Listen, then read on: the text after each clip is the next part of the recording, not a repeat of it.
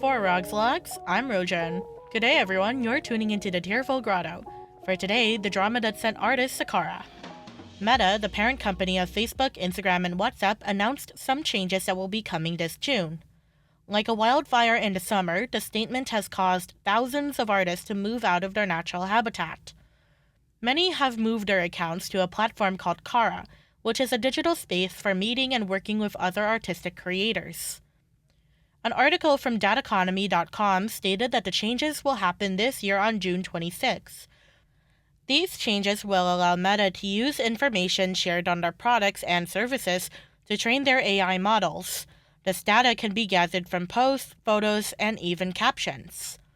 This is a concern for artists for a range of reasons, including competition against AI artists, impersonation, and plagiarism. Creators are doing what they can to prevent Meta from using their content for training AI, but Meta won't allow anyone to opt out that easily. For starters, only European Union residents have access to an opt-out form, restricting the number of people who can reject this new policy. Even those who do have the opportunity to sign the form are set up to not take the chance to opt out. Jesus Diaz said in his article available on Fast Company, "What does legal basis called legitimate interest mean exactly?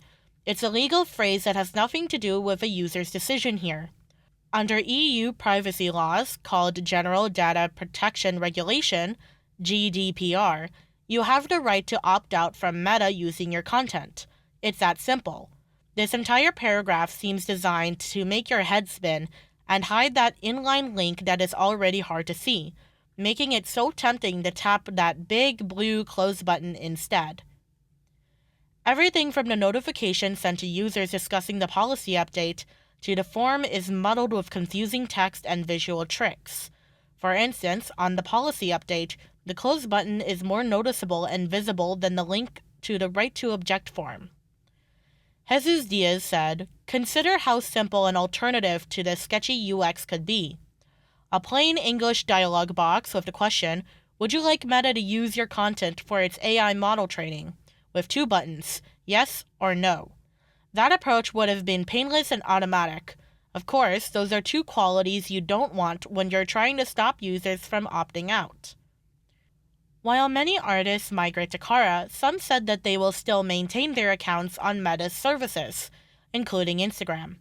Superstar comic book artist J. Scott Campbell said to CBR, "While I certainly understand and respect the principled actions and weighty decisions others in my field are making to exit Instagram over Meta's AI image scraping policies, I would strongly encourage those out there making a living from their artwork, whether it's from using IG as a hiring portfolio or like me as a way to advertise my art business, do not make a big decision like this emotionally."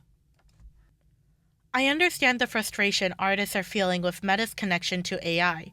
As an artist myself, I'm familiar with the stress of producing original or inspired content to share, mainly my drawings and radio segments. We are very quick to react in different ways in order to protect what is ours, especially when we consider our competition against artificial intelligence. Though, as Campbell said, we shouldn't fully abandon what we have already worked hard to create. Social media does have its toxic, parasitic side, but at the same time, we use it to connect and find opportunities. By this, I'm not saying that we should either continue to support Meta or abandon it entirely, but that we have options for how to grow our platforms, and artists should be respected for how they handle this situation. Thank you for joining me today on the Tearful Grotto. If you like what you've heard today, please join me next week. From Rog's Logs, I'm Rojan.